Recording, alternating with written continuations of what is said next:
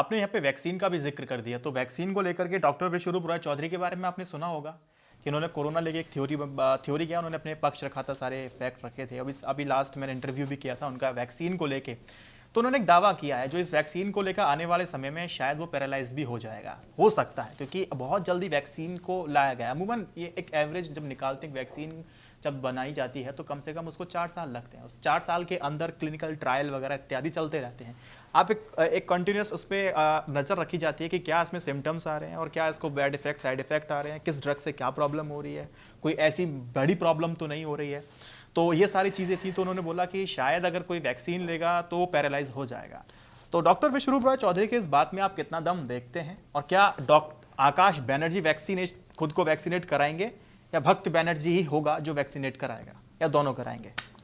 So I don't know who this Vishwarup Chaudhary is. मेरे पास भी कभी कभी ये लोग सवाल पूछते हैं कि इनको बारे में बात करो, तो मैं बोलता हूं कि अगर हर ढकोसले और हर ये आपके वो कहते हैं ना टोना टटका वाला डॉक्टर के बारे में बात करना शुरू कर दें, तब तो बहुत ज्यादा प्रॉब्लम हो जाएगी, क्योंकि इनकी तो कोई कमी नहीं है। आई थिंक ये डॉक्टर तब आए थे, इनका चैनल भी वगैरह सस्पेंड हुआ था कुछ यूट्यूब में, जब इन्होंने उल्टा सीधा वैक्सीन के बारे में, कोरोना के बारे में बात करना शुरू किया था। Oh it is just a mild flu. तो ये माइल्ड फ्लू से अमेरिका में अब 4 लाख से ज्यादा लोग मर चुके हैं, ब्रिटेन अभी भी लॉकडाउन में है, अफ्रीका में इट इज रेजिंग थ्रू।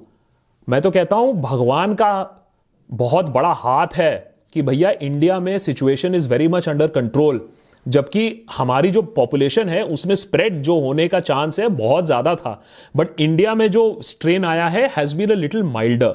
तो first and foremost to say that it was just a mild thing. मैं जानता हूं जब नई वैक्सीन आई थी 1000 डिफरेंट कंस्पिरेसी थियोरीज हुई थी, आपने कंस्पिरेसी थियोरी चलाया, आपका चैनल बंद हुआ। अब ये आप जो बता रहे हो, मैंने नहीं पता किया था ये, आप बता रहे हो कि अब वो वैक्सीन लेने से आदमी अपाहिज हो जाएगा, वैक्सीन लेने से आदमी इंपोर्टेंट हो जाएगा, वैक्सीन लिए बिना कुछ लोगों का दिमाग खाली है। तो please understand that these vaccines are a breakthrough in medical technology. Just because 4 साल लगता था, क्या अगले 100 साल में भी जब वैक्सीन बनेगा तो 4 साल लगेगा? ये लॉजिक है? या ये लॉजिक आप देखोगे कि boss thousands of people have gone through the trials, phase 1, phase 2, phase 3 clinical trials, and उसके बाद दुनिया भर में ये वैक्सीन लग रहा है। हाँ, आप ये कह सकते हो कि भारत बायोटेक के वैक्सीन में थोड़ा सा प्रॉब्लम है, फेज 3 का डेटा नहीं आया था हमारे पास, वो वैक्सीन को रश किया गया है, all that is absolutely okay, वो डिबेट करते हैं। लेकिन इस तरीके का जो ढकोसला है अपना दुकान चलाने के लिए कि internationally renowned vaccines, peer reviewed vaccines, miracle of science माने जाने वाले वैक्सीन्स, हम एक यूट्यूबर को बिलीव कर ले। मैं हमेशा कहता हूं किसी यूट्यूबर को अंधविश्वास में बिलीव मत करो, ना मेरे ना आपके। डेटा पर जाओ, what is the data telling us? The data is telling us, जहां तक ऑक्सफोर्ड वैक्सीन की बात है, manufactured in India by the Serum Institute, internationally recognised, internationally approved, peer reviewed. Bharat biotech third phase, data is lacking, let the data come in and we will be very happy with that also. But ये सारा जो ढकोसला है और अपने आप को कोई super doctor बता के कि अपाहिज हो जाएगा, अपने ब्रेन का अपाहिजपन पहले ठीक कर लो। ओके आकाश, यहां पर ना एक सबसे बड़ी प्रॉब्लम ये थी ना, क्योंकि हम लोग सब विश्वास रखते हैं, जो रिपोर्ट्स आती हैं, जो डॉक्टर्स कहते हैं कि हम तो अपने आप में एक्सपर्ट नहीं है। जब हम अपने चैनल से बात करते हैं तो हम इकोनॉमिस्ट नहीं हैं, हम ना बहुत पॉलिटिकल साइंस में डिग्री लेकर नहीं आए, लेकिन हम बात करते हैं, फैक्ट्स रखते हैं, रिसर्च करते हैं। लेकिन आकाश, यहाँ पे एक प्रॉब्लम पता है तब खड़ी होती है जब दोनों कंपनी के मालिक एक दूसरे पर आरोप लगाते हैं। और आरोप भी कैसे होते हैं कि एक की वैक्सीन तो पानी और दूसरी की वैक्सीन में 70% साइड इफेक्ट्स हैं, और पैरासीटामोल दी गई है क्लिनिकल ट्रायल के वक्त ताकि साइड इफेक्ट्स ना दिखाई दें। तो दो मालिक अगर कुछ बोल रहा है तो उस चीज को तो सीरियसली लिया तो जाना चाहिए था ना। इसी को लेकर लोगों के अंदर एक भ्रम सा बन गया, कहीं ऐसा तो नहीं कि हमें ये लोग हमें एक माध्यम बनाना एक्सपेरिमेंट करने का। तो ये कुछ डर था, ये जायज भी डर मैं मानता हूं। इस तरह की बयानबाजी या तो बंद कमरे के अंदर हो, अगर बंद कमरे के अंदर नहीं होगी, बाहर निकलेगी तो इस तरह का प्रॉब्लम निकल के सामने आएगी। तो मेरा पॉइंट था ये। बाकी तो I'll just add one line to it. There is a difference between saying vaccine से आप अपाहिज हो जाओगे वर्सेस सेइंग इज दैट ये वाला जो वैक्सीन आया है, डेटा पे, बिल्कुल डेटा पे बात करते हैं, ये वाला जो वैक्सीन आया है इसके ट्रायल्स में प्रॉब्लम है, इसके मैन्युफैक्चरिंग बैकग्राउंड में प्रॉब्लम है, इस कंपनी के थोड़े डूबियस रिपोर्ट्स आए हैं, उसके बारे में बात करो। but to raise questions over the whole vaccination process. So unfortunately यहां क्या हो जाता है ना, हम लोग भी तो जेनेरिक चीजों पे बिलीव करते हैं। एक वैक्सीन के बारे में अगर सवाल है और पूरा हुआ नहीं है तो सब वैक्सीन है, सब गड़बड़ है, सब हमें मार डालेंगे, सब हमें अपाहिज बना देंगे। वर्सेस हमें हमेशा रिपोर्ट्स और तथ्यों पर डिपेंड करना चाहिए।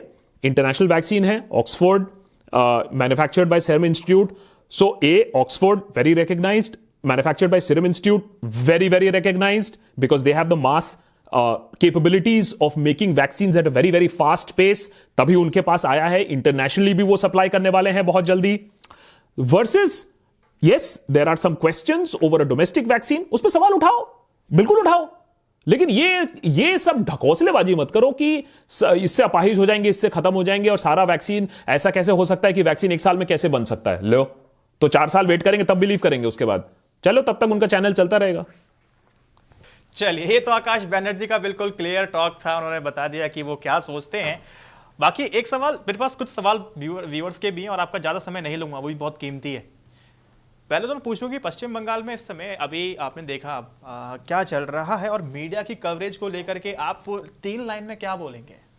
भारत माता की जय जब बोला गया था, जब ममता बनर्जी जाती हैं स्टेज पे, तो ममता बनर्जी बोलती हैं कि ऐसा अपमान नहीं करना चाहिए था और इस तरह का अपमान नहीं करना चाहिए था, जय बांग्ला और जय हिंद कह करके चली गई थी। तो यहाँ पे एक चीज़ मैं देखा था, टाइम्स नाउ की इनफैक्ट बताता हूँ ट्विटर टाइमलाइन पे क्या था कि वो पोर्शन चलाया गया एडिटेड करके, जहां पर ममता बनर्जी ने 2018 में भाषण दिया था और बकायदा श्लोक के साथ शुरू किया था।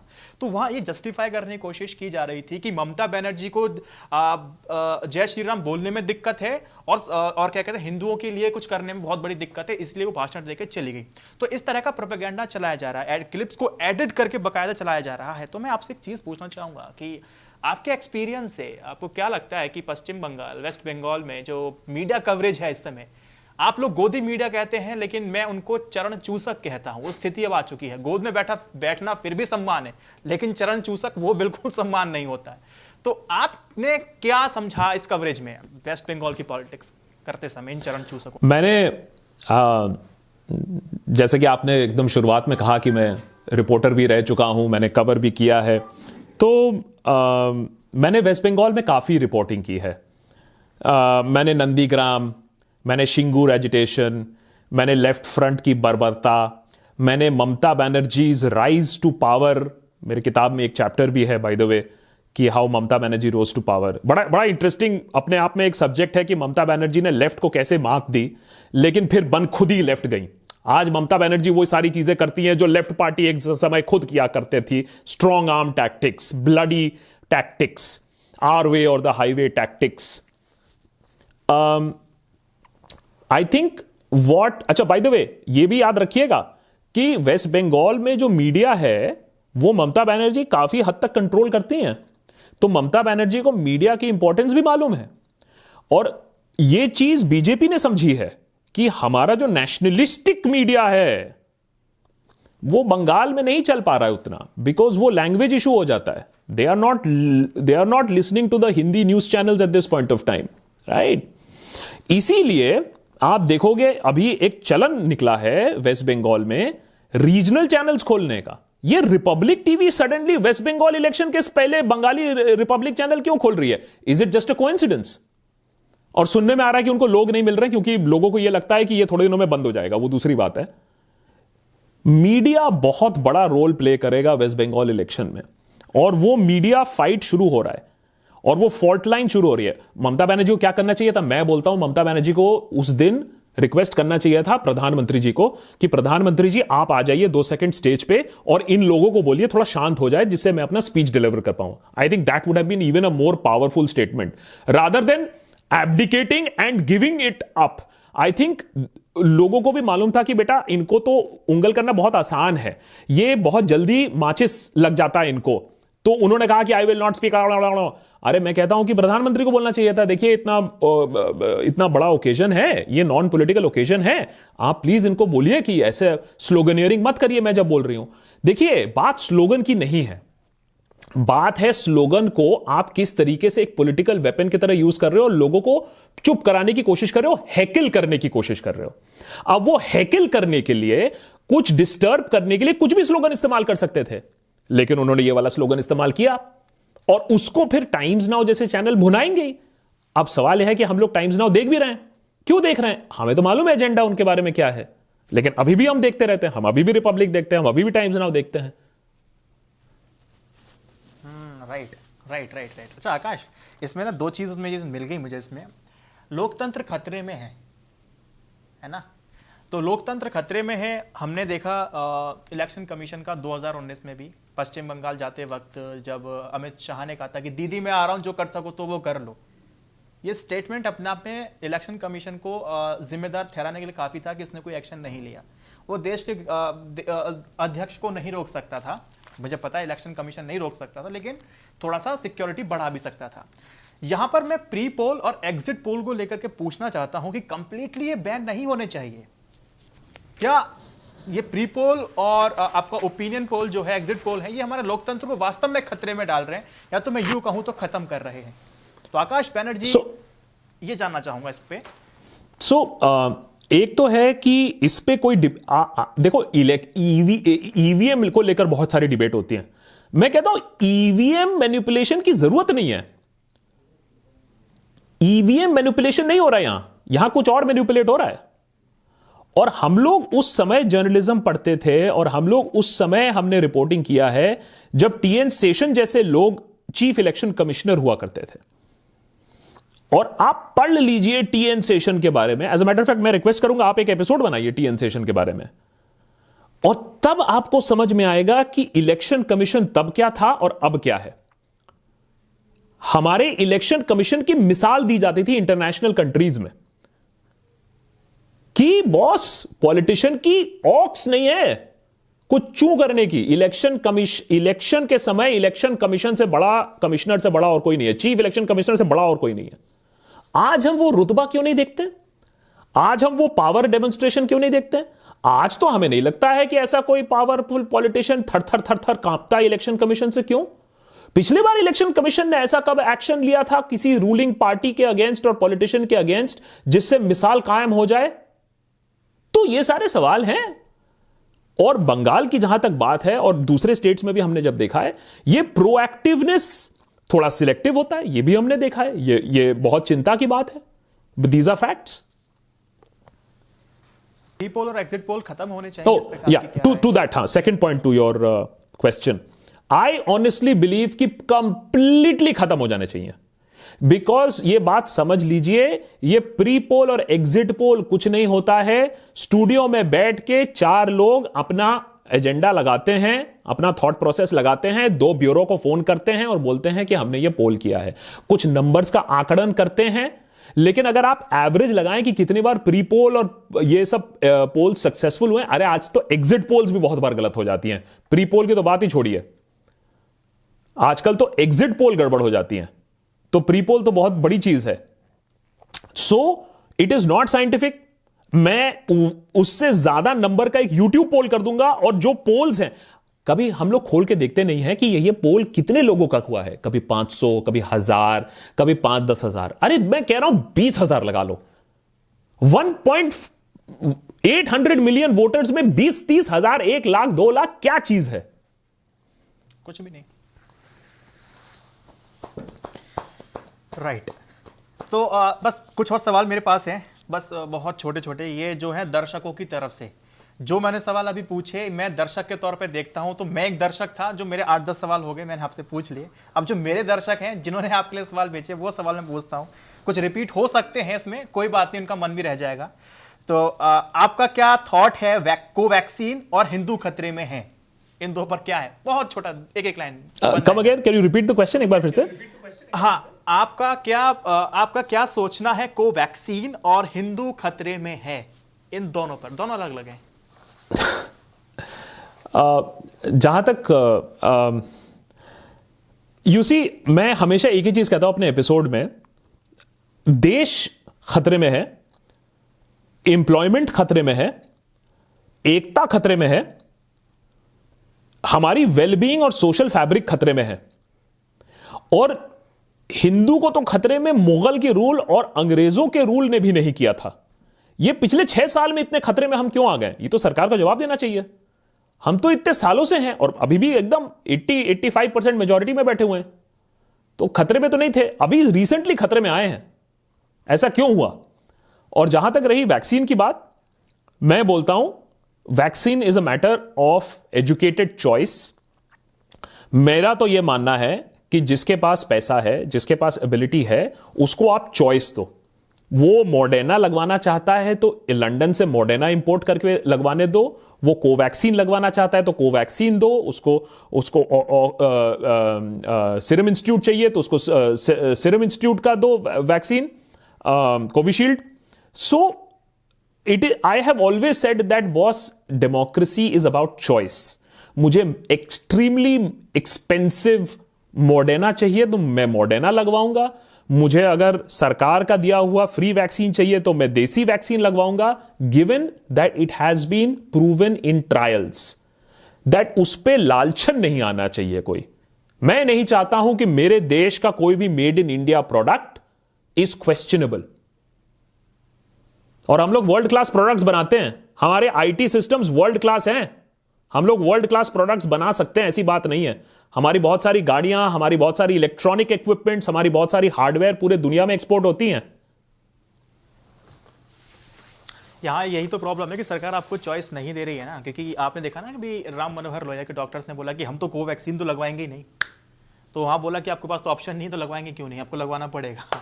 चलिए कोई बात नहीं। अगर आपने बोला कि अगर सही खतरे को हमने नहीं पहचाना तो फ्यूचर ऑफ इंडिया फिर क्या होने वाला है, ये भी एक सवाल है। फ्यूचर ऑफ इंडिया क्या है? यार हम लोग उस जनरेशन से हैं, हम अपने आप को थोड़ा बुढ़ा नहीं बोलूंगा, लेकिन हम लोग 90s जनरेशन बोलते हैं अपने आप को। हमारे जनरेशन में जब हम बड़े हो रहे थे, हमें यह बताया गया था इंडिया बस सुपर पावर बनने वाला है, we are at the cusp of being a super power.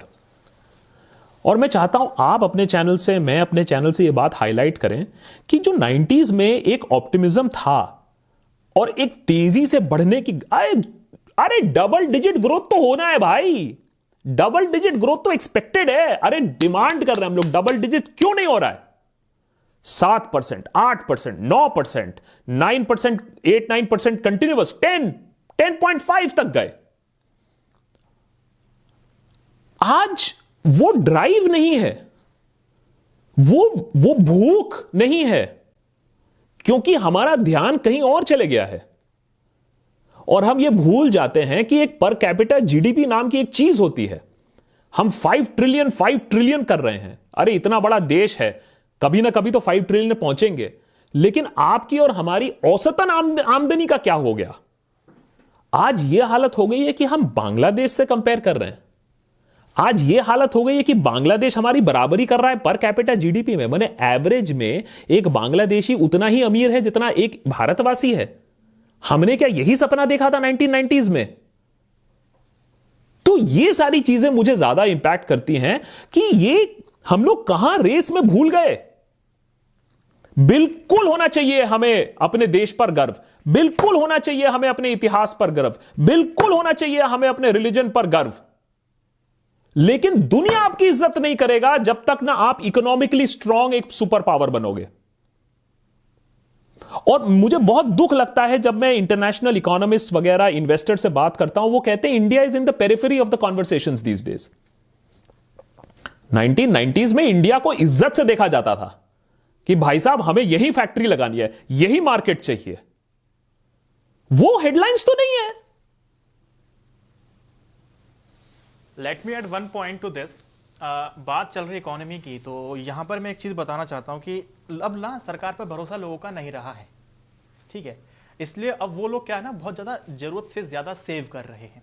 जो हमारी इकोनॉमी है ना 70% सेल एंड परचेज पे चलती है हमारी, बाकी 30% अलग कंट्रीब्यूशन है। सिंपल सा लॉजिक इसके पीछे। अब आपको बताऊं, सरकार ना जो वित्तीय सहायता देती है, फाइनेंशियल पैकेजेस देती है, तो ना उसमें एक चीज जोड़ी जाती है कि आप लोगों को कुछ पैसा ज्यादा दे रहे हैं ताकि वो खर्च कर सकें। अब उस पैसे को खर्च करने के लिए एक पैरामीटर होता है एमपीसी का, मार्जिनल प्रोपेंसिटी टू कंज्यूम। वो हमारा 0 है।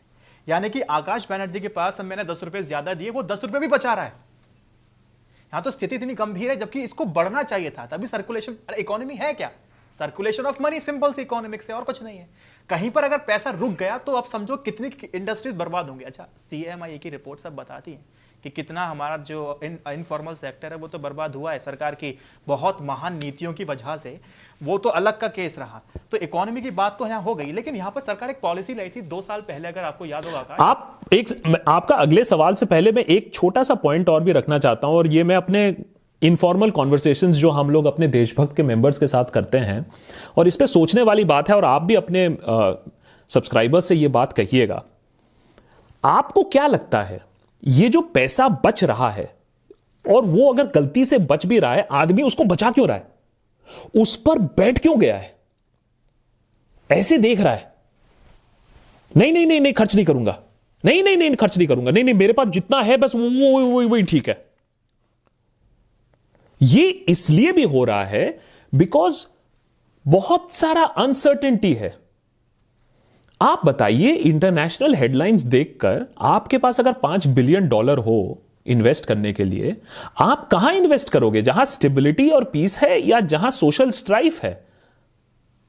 तो एक तो है प्रॉब्लम कि हमारे यहां FII, बस स्टॉक मार्केट में पैसा आ रहा है क्योंकि और कहीं है नहीं, तो स्टॉक मार्केट में पैसा आ रहा है, स्टॉक मार्केट ऊपर 50,000, ग्राउंड पे क्या हो रहा है? सो फर्स्ट एंड फॉरमोस्ट तो आदमी बाहर से अपना कारोबार यहां ज्यादा सेटअप नहीं कर रहा है। एक एप्पल की स्टोरी आ जाती है, एक भैया मस्क भैया लगा दो, एक फैक्ट्री लगा दो टेस्ला की, बस हम लोग उसी पे वेट कर रहे हैं। अगर आप चाइना को टक्कर देना चाहते हैं, चाइना को मात देना चाहते हैं, चाइना को अपनी औकात दिखाना चाहते हैं, आपके यहां हर दूसरे दिन एक फैक्ट्री लगनी चाहिए फटाफट। वो नहीं हो रहा है। दूसरा, इंडियन बिजनेसमैन, वो बेचारा डर के बैठा हुआ है, कब रेट पड़ जाए, कब मैं कुछ बोल दूं। जिसको बड़े बड़े लोगों ने, बीजेपी सपोर्टर्स ने बोला है टैक्स टेररिज्म है। आज डिबेट नहीं है इस देश में, टैक्स टेररिज्म है, इस पर डिबेट नहीं है। मोहनदास पाई जैसे बड़े बड़े सपोर्टर्स ने भी बोला है टैक्स टेररिज्म है। तो वहां डर है। तो जब अनसर्टेनिटी का माहौल होता है ना, तो इकोनॉमी आगे नहीं बढ़ती है। आप हमेशा डिस्क्रिमिनेट, आप नॉर्थ वर्सेस साउथ कर रहे हो, ईस्ट वर्सेस मेनलैंड कर रहे हो, रिलीजियस डिवाइड हो रहा है, कास्ट प्रॉब्लम्स हो रहा है, कश्मीर अलग पड़ा हुआ है। ये 5 ट्रिलियन बनाएगा कौन? अडानी अंबानी मिलकर सिर्फ 5 ट्रिलियन बना देंगे? या every Indian has to work together to make our country a 5 trillion नहीं $10 ट्रिलियन इकोनॉमी। बट वो साथ में मिलके होगा, ऐसे नहीं होगा। क्रोनिक कैपिटलिज्म के आरोप लगते हैं साहब पर, सहमत? सो अनफॉर्चुनेटली जब एक देश डेमोक्रेसी से अलग हटता है ना, थोड़ा साइड चले जाता है, दूसरे तरफ रुझाने जाता है, तो हमने देखा है कि बड़े बड़े पूंजीपति बहुत ज्यादा बेनिफिट करते हैं। और crony capitalism unfortunately is not a healthy sign for a democracy, क्योंकि healthy sign of a democracy होता है जब बहुत सारे उद्योगपति, बहुत सारे यंगस्टर्स ऊपर आते हैं। हम ये नहीं देख रहे हैं। आप बताओ, आप एपिसोड बना के दिखाओ मुझे कि who are the young champions पिछले 8-10 सालों में, who are the young entrepreneurs जिन्होंने अपनी बड़ी बड़ी इंडस्ट्रीज खड़ी की है। बस वही है, आपके पास एप्स ही मिलेंगे आपको, ओला स्विगी मिलेगा आपको, बट जो मेन ब्रिक एंड मोटार है जहां गवर्नमेंट इन्वॉल्व होती है, वहां तो हम कभी नए पूंजीपति नहीं देख रहे। वही नाम घूम फिर के सब कुछ ऑक्यूपाई कर रहे हैं। Not a healthy sign. अच्छा, क्रोनिक कैपिटलिज्म को हम 1 नेशन 1 इलेक्शन को करके कुछ खत्म कर सकते हैं, कुछ कम कर सकते हैं हम लोग? और बढ़ावा मिलेगा, बिल्कुल, और बढ़ावा मिलेगा, क्योंकि 1 नेशन 1 इलेक्शन जैसे होगा, जिसके पास सबसे ज्यादा पैसा होगा वही जीत पाएगा। हमारे देश में ये बहुत बड़ी फीचर है, हमारे देश की बहुत अच्छी फीचर है ये, कि हमेशा एक छोटा रेफरेंडम चलता रहता है, सरकार हमेशा नोटिस पे रहती है, कभी यहां इलेक्शन तो कभी वहां इलेक्शन। 1 नेशन 1 इलेक्शन में यही होगा कि जिस पार्टी के पास सबसे ज्यादा वेयर विथॉल है, पावर है, वही जीतेगा। अच्छा, मैं कह रहा था कि जब हम 1 नेशन 1 इलेक्शन की बात करते हैं तो मुझे व्यक्तिगत तौर पे लगता है कि क्रोनिक कैपिटलिज्म शायद कुछ कम होने की संभावनाएं हो सकती है। जैसा अभी आपने मेरे से कहा कि जिसके पास जितना ज्यादा पैसा होगा वो चुनाव को जीतेगा, लेकिन हम क्या देखते हैं ना कि विधानसभाएं हर साल लगभग 2-3 बार तो चुनाव होते ही होते हैं हमारे देश के अंदर। तो इलेक्शन मोड पे हमारी सरकारें रहती हैं, सोशल फैब्रिकेशन बार बार होता ही रहता है हमारा। तो यहाँ पर अगर एक बार चुनाव अगर होगा तो बस सरकार को एक बार ही पैसा चाहिए होगा चुनाव में लगाने के लिए, हर साल तो नहीं चाहिए होगा। तो सरकार के ऊपर थोड़ा सा प्रेशर कम होगा इन पूंजीपतियों का कि भैया पैसा तुमने ले तो लिया, पॉलिसीज हमारे हिसाब से नहीं बन रही हैं। तो मेरा तो सोचना यह है कि शायद इस तरह से कुछ कम हो सकता हो। बाकी मैं सही हूं ये तो देखिए आप ही बताएंगे मुझे और व्यूअर बताएंगे। देखिए क्रोनी कैपिटलिज्म, आई विश इतना इनोसेंट होता कि अच्छा वो 5 साल में सिर्फ एक बार आएगा। Crony capitalism is much much more influential than that. Crony capitalism को आप सिर्फ इलेक्शन फंडिंग मत देखिए। एक तो है कि remember, election funding is not the only problem. The fact that हर साल हमारे यहाँ कुछ स्टेट्स में इलेक्शन होते हैं, उससे क्या होता है, सरकार को भी मालूम चलता है कि देश का रुख किस तरफ जा रहा है। स्पेशली उन स्टेट्स में जो बड़ी स्टेट्स हैं। हमारे देश में अगर एक टाइम पे एक इलेक्शन होने लगेगा तो जो हमारे देश की एक बहुत अच्छी बात है कि लोग नेशनल इश्यूज और स्टेट इश्यूज को अलग रख के वोट करते हैं, वो काफी हद तक अलग हो जाएगी और वो काफी हद तक दब जाएगी। क्योंकि जब national, that is too much to expect कि लोग वोटिंग बूथ पे जाएंगे और बोलेंगे नेशनल इलेक्शन के लिए मैं इसको दबा रहा हूं और स्टेट वर्जन के लिए मैं इसको दबा रहा हूं। It doesn't work that ways. सो हमारे देश में एक जो हम लोग एक्सपेंड माने एक फेडरल क्वासी फेडरल स्ट्रक्चर है वो रहेगा। दूसरा, crony capitalism is not only about funding elections. Crony capitalism is about getting the permits, setting up factories before you get a permit, going into an industry before industrial norms have been decided, because you know the norms will be decided for you.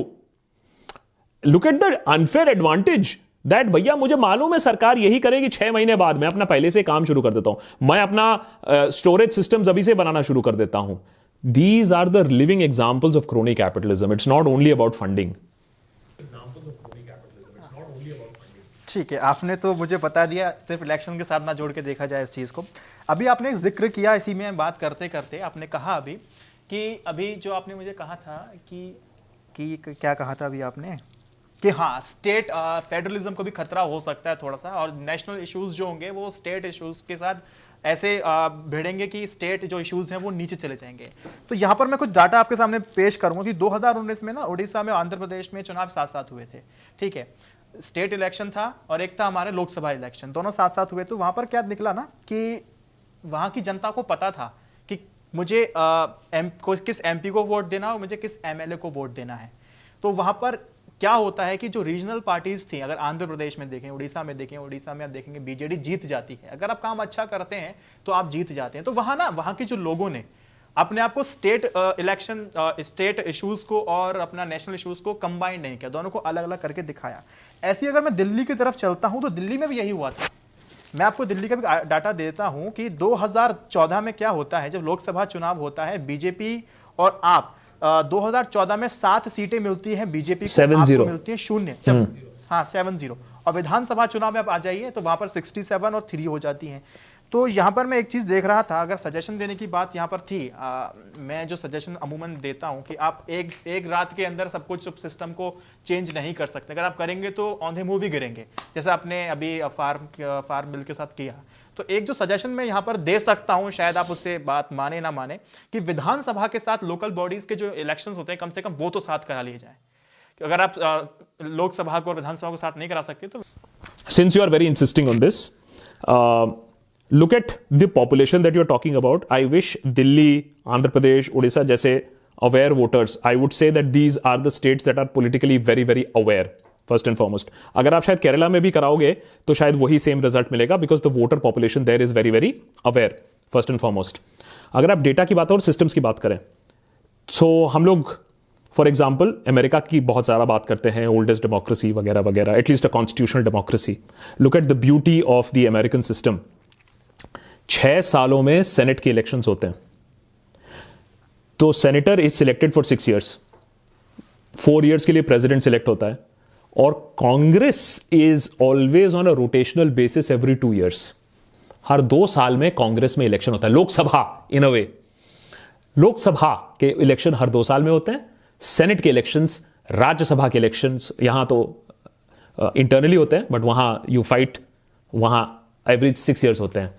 The idea of a democracy is that you keep the stone rolling. Motion is good. Stationary is bad in politics. In the same way, one nation, one election is only going to benefit one party. It's very clear. हमने एक पूरा episode भी बनाया था, agenda क्या है one nation one election के पीछे. It is very very clear that it will only benefit the dominant national party. एक और प्रॉब्लम है, आप कह रहे हो कि उड़ीसा में हुआ है, आंध्र प्रदेश में हुआ है, दिल्ली में हुआ है, जहां जहां स्ट्रॉन्ग स्टेट लीडरशिप होगा, हो सकता है they have a hope in hell. Otherwise the what will happen is that the dominant national party will occupy the dominant state also, which is not good for our federalism.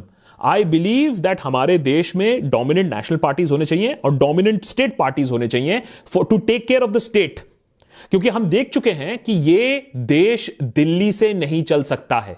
ये देश बहुत बड़ा है, ये देश बहुत डाइवर्स है, ये देश के प्रॉब्लम्स बहुत कॉम्प्लिकेटेड हैं. ये दिल्ली से देश नहीं चल सकता है. It is a very clear and that is why our founding fathers were so amazing. उनको मालूम था ये बात, हमारे कॉन्स्टिट्यूशन फ्रेमर्स को मालूम था ये बात. That is why we were made into a quasi federal structure. आप वन नेशन वन इलेक्शन करके हमारी जो क्वासी फेडरल स्ट्रक्चर है उसी को मार देने की कोशिश करोगे. फिर हम एक यूनिटरी सिस्टम होते इंग्लैंड की तरह, सब एक साथ है, सब दिल्ली से चल रहा है. ये सब इतने राज्य बनाने की क्या जरूरत है ना. अच्छा, इसमें 2-3 सवाल और रहेगा बस आपके लास्ट. कोई आपको थ्रेट मिलता है या फिर कोई एफआईआर टाइप कुछ हुई है आपके खिलाफ अभी तक के इतिहास के यूट्यूब करियर में? क्या हुआ है? कोई एफआईआर? हाँ, एफआईआर या कोई फिर धमकी मिली हो कि भैया अगर तूने ऐसा कुछ बोला तो फिर गया काम से. धमकियां वगैरह तो मिलती रहती हैं, उसमें कौन सी बड़ी बात है. और जहां तक एफआईआर की बात है, फिर मैं बोलता हूं कि फिर कैंपेन शुरू करेंगे, फिर मोमबत्तियां वगैरह जलाएंगे, उसकी भी तैयारी है. मेरे साथ तो राजीव दीक्षित वाले वीडियो में बाबा रामदेव को जब हम एक्सपोज कर रहे थे तो दिल्ली हाई कोर्ट के ऑर्डर पे हमारा एक वीडियो हटाया गया था. ये अच्छी बात है कि डेफर्मेशन नहीं लगाया था. अच्छा, इसमें एक सवाल पूछा गया है, क्या आकाश भाई इस साल यूट्यूब ट्रेंडिंग पेज पर आना पसंद करेंगे या उन्हें ट्रेंडिंग पेज पर आने से डर लगता है कि कहीं ट्रोल्स के निशाने पर ना आ जाएं? ये एक सवाल था किसी सज्जन का, नाम नहीं ले रहा मैं किसी का. भाई, जब हमने यूट्यूब चैनल शुरू किया था तो हमने पॉलिटिकल सैटायर का एक स्ट्रीम चूज किया था. भाई, पॉलिटिकल सैटायर आज भी देश में बहुत ज्यादा लोग नहीं अप्रिशिएट करते हैं, नहीं समझते हैं. क्योंकि सबसे पहले तो लोग समझते हैं कि आप पॉलिटिक्स के बारे में बात कर रहे हो, आपका तो कोई एजेंडा होगा, आप किसी ना किसी के पप्पू होंगे. तो सबसे बड़ी तो प्रॉब्लम यह है कि आप पॉलिटिक्स के बारे में बात कर रहे हो या तो आप खुद पॉलिटिक्स में जाना चाहते हो. सबसे कॉमन सवाल, आप कब ज्वाइन कर रहे हो? तो मैंने कहा यार, अगर ज्वाइन मैं कर लूंगा तो फिर चैनल कौन चलाएगा और पॉलिटिकल सैटायर कौन करेगा? मुझे तो खुशी ज्यादा इसमें होती है. तो हमने कभी नंबर्स के लिए एक्चुअली चैनल लॉन्च नहीं किया था. हमने तो कहा 1 मिलियन आ गए, हम तो इतना खुश हो गए थे. हमने कहा बस अब गधा जन्म सफल हो गया है, अब इससे आगे तो वैसे में भी बढ़ने की आशा नहीं है. और हम लोग अभी हम लोग बहुत धीरे धीरे बढ़ते हैं और मुझे उस पर दुख नहीं है, धीरे बढ़ने में दुख नहीं है. हां, जब मैं देखता हूं कि किस तरीके की, क्या अभद्र शब्द इस्तेमाल करने पड़ेंगे, but the kind of crash things जो लोग करते हैं और आगे बढ़े जाते हैं, तो उसको देख के थोड़ा दुख लगता है कि मैंने कहा ये क्या तमाशा चल रहा है. लेकिन ठीक है, लोग ऐसा ही देखते हैं. सो ट्रेंडिंग पेज पे कभी आए नहीं है, आ गए तो अच्छी बात है, लेकिन ट्रेंडिंग पेज के लिए काम नहीं कर रहे. अच्छा, क्योंकि मैं अभी से मैं एक ट्रेंड देख रहा हूं. आपने अभद्र भाषा का प्रयोग नहीं किया, मैं ऑफ कैमरा कर दूंगा. ऐसे कंटेंट डालते हैं, बहुत ही कंफ्यूज लोग हैं. कट कॉपी पेस्ट वाली जर्नलिज्म चल रही है. कट कॉपी पेस्ट, चटकारी भाषा में बताने की कोशिश की जा रही है. मैं तो कईयों के नाम नहीं लूंगा कि मेरे रिश्ते बहुत खराब हो जाएंगे. तो इन लोगों को थोड़ा सा अगर आप बताना चाहें, क्योंकि डेफिनेटली हमारे एपिसोड पूरे देखेंगे, आप अगर उनको बताना चाहें कि कहीं से उठा करके उन्हीं की भाषा को सिर्फ अपने जुबान से कह देना इज नॉट एन जर्नलिज्म, अगर आप ऐसा कर रहे हैं तो आपके करियर में क्या दिक्कतें आने वाली हैं, वो इन लोगों को एक छोटा सा बता दीजिए, क्योंकि मैं बड़ा चिंतित होता हूं. So I am only saying is that यार, तुम्हारे और मेरे बताने से वो अपना जर्नलिज्म तो चेंज नहीं कर देंगे. कुछ लोग होंगे जिनको आसान कंटेंट चाहिए, जिनको तड़कता भड़कता कंटेंट चाहिए, जिनको थोड़ा मैंने डेलिबरेटली कंट्रोवर्शियल कंटेंट चाहिए. मैं तो कहता हूं, हम तो सिर्फ फैक्ट्स फॉलो करते तब भी कंट्रोवर्शियल हो जाते हैं. हमने कंट्रोवर्सी के लिए तो नहीं किया था. अगर फैक्ट्स ही कंट्रोवर्शियल है तो ठीक है भाई. हमें तो 2-3 साल में किसी ने नहीं बताया या किसी एपिसोड में पॉइंट आउट नहीं कराया गया कि भैया आपका पूरा एपिसोड गलत था और पूरा फैक्चुअली गलत था और आपने तो किस एंगल पकड़ लिया वही पूरा गलत था. तो ऐसे हमेशा होंगे. एंड तुम्हारे और मेरे बोलने से ये लोग अपना YouTube वीडियो बनाना नहीं बंद करेंगे. ऐसे लोग भी हैं जो हमारे वीडियो को काट के एक एक लाइन निकाल के बनाते हैं. बात तो अपने आप बोली है. मैं बोलता हूं बनाओ, वो वीडियो, उसके बाद हमारे वीडियो के व्यूज भी थोड़े बहुत बढ़ जाते हैं। हमने कहा ठीक है चलो करते रहो, हम कंटेंट स्ट्राइक कर सकते हैं, टेक्निकली कर सकते हैं। बाय द वे अगर मैं चाहूं तो मैं 10 सेकंड के कंटेंट के लिए भी कंटेंट स्ट्राइक कर सकता हूं, लेकिन ठीक है करो, कोई टेंशन नहीं यार, it's part of the game. Part of a game. Last सवाल, जहां से मैंने शुरुआत की थी कि आपने उनके साथ भी काम किया लेकिन बाद में आपने छोड़ा, खुद का एम्पायर खड़ा करने की ख्वाहिश है आपकी और कर भी रहे हैं, और अर्नब गोस्वामी जी की जो चैट्स है ना वो लीक हो जाती हैं, तो क्या इसे प्राइवेसी इश्यूज के संदर्भ में नहीं देखा जाना चाहिए?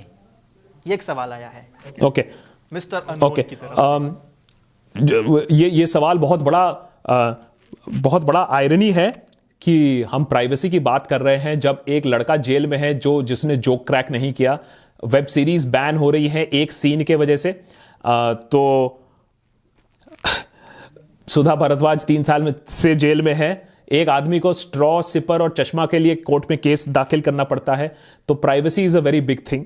प्राइवेसी नहीं है for the simple reason is that these chats have been submitted to the court as part of an official investigation. ये ऑफिशियल इन्वेस्टिगेशन करने के बाद एक एलिजेड क्रिमिनल के कॉन्वर्सेशंस हैं जो कि लीगल हैं। पुलिस अपने छानबीन में ये चैट्स को as part of the chargesheet दाखिल कर सकती है और उन्होंने किया है। और यही काम, और आयरनी यहां यह चीज है कि यही बंदा वो बंदा है जो दूसरों के चैट्स कुछ ही महीने पहले चीख चीख कर पूरे दुनिया को बता रहा था कि वो ड्रग लेती है, वो एमडीएमए लेती है, वो माल लेती है। आज तो अब मुझे तो एथिकल प्रॉब्लम भी यहां नहीं लग रहा है, क्योंकि जैसी करनी वैसी भरनी का सिचुएशन है। जो आदमी खुद दूसरों के चैट्स लेकर पैसे कमा रहा था, टीआरपी कमा रहा था, आज उसके चैट्स पब्लिक हो गए हैं। और जहां तक रही एम्पायर की बात, भाई साहब यूट्यूब चैनल लॉन्च किया है, पब्लिक कंट्रीब्यूशन और सब्सक्रिप्शन से चलता है।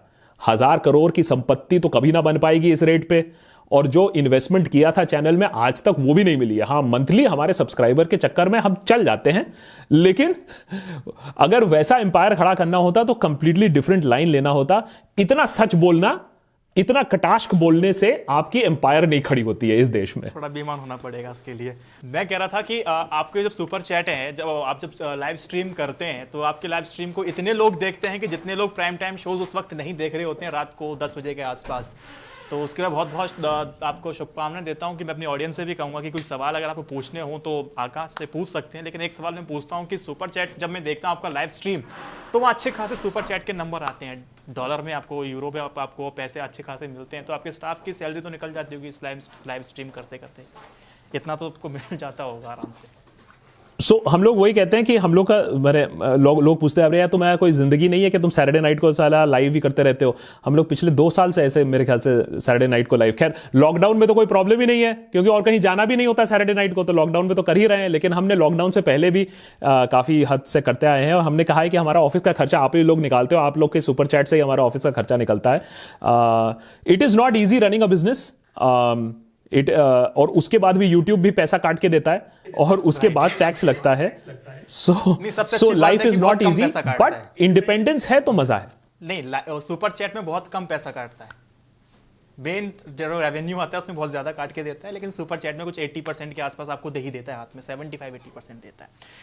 बहुत अच्छा लगा आपसे बात करके आकाश, और आकाश के चैनल का मैं लिंक नीचे देने वाला हूं। अगर आपने नहीं देखा तो फिर आप यूट्यूब पे क्या कर रहे हो, अगर पॉलिटिक्स में आपको इंटरेस्ट है तो लिंक दे रहा हूं भैया, जाइए पहले देखिए आकाश के चैनल को, और लाइव स्ट्रीम पक्का देखिए। मैं बड़ा मजा लेता हूं, 2 घंटे की मूवीज मैं नहीं देख पाता अमूमन बिना स्किप किए हुए, मैं तो 20-30 सेकंड स्किप करता हूं तो मूवी कंप्लीट कर पाता हूं। लेकिन आकाश का जब लाइव स्ट्रीम मैं देखता हूं, कोई मिस भी करता हूं तो उसको मैं स्किप नहीं कर पाता हूं। ये तो मैं अपना ओपिनियन बता रहा हूं, बाकी आप लोग देखने के बाद मुझे बताइएगा, फिर हम बातचीत करेंगे। और आकाश से और क्या पूछ सकता था मैं, मुझे बताइएगा, क्योंकि अब तो हम बातचीत करते रहेंगे।